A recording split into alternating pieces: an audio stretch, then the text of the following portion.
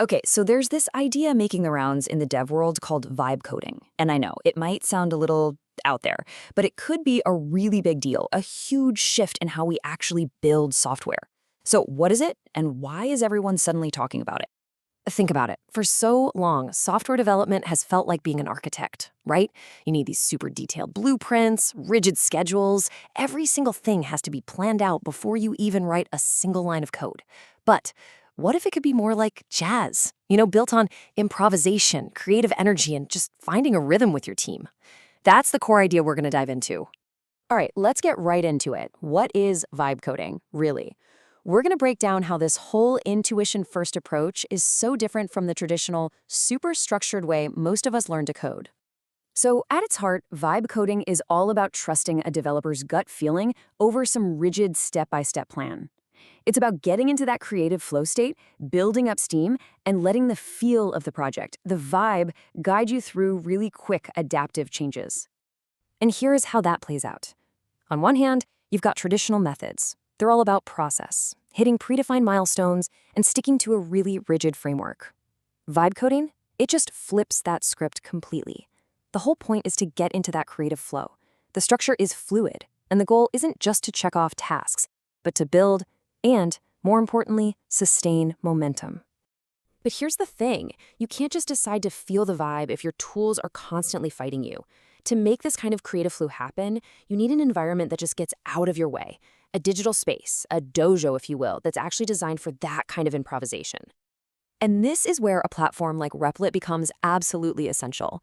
It's not just some helpful little add-on. For this to work, it's a core part of the whole philosophy.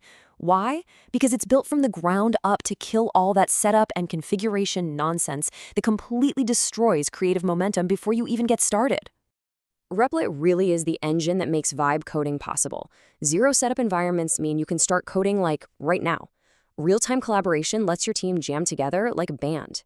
The AI pairing is there to handle the boring stuff and get you unstuck, so you stay in the flow. And with instant deployment, you get that super fast feedback loop that keeps the energy high. Okay, so this all sounds great in theory, but what does it actually look like in the real world? Let's check out the framework from Anasup Consulting, which tries to turn this kind of abstract idea into a process you can actually use. So Anasup puts some structure around this whole thing. First, you define the project's core vibe. What's the central feeling or the main goal? Next, you assemble your jam session. Get the right people in the room. Step 3 is the real heart of it all. You iterate together in real time. And finally, and this is so crucial, you capture the output. You turn all that amazing creative energy into something real, something that actually works.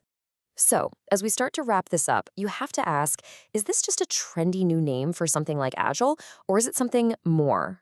Well, the argument is that this is a truly fundamental shift in how we think about a developer's time and, most importantly, their creative energy. I mean, this quote just nails it, right? Every single developer knows that feeling of being in the zone. Hours fly by like minutes, and the code just flows. Vibe coding is a whole methodology built around one goal: protecting and nurturing that exact state of uninterrupted creative momentum. For decades, we've been trying to squeeze creative people into these rigid assembly line processes. Vibe coding basically says we've had it completely backwards the whole time. If you prioritize a developer's creative energy and you build systems to support their flow state, you don't just get happier developers. You get better, more innovative products. It's as simple as that. So I'm going to leave you with this final question to chew on. As our tools get smarter and collaboration gets easier, is the most valuable skill going to be managing a timeline? Or will it be curating the right vibe, mixing the right people and ideas, and knowing exactly when to drop the beat on a killer new feature? It's a pretty wild thought for the future of what we do.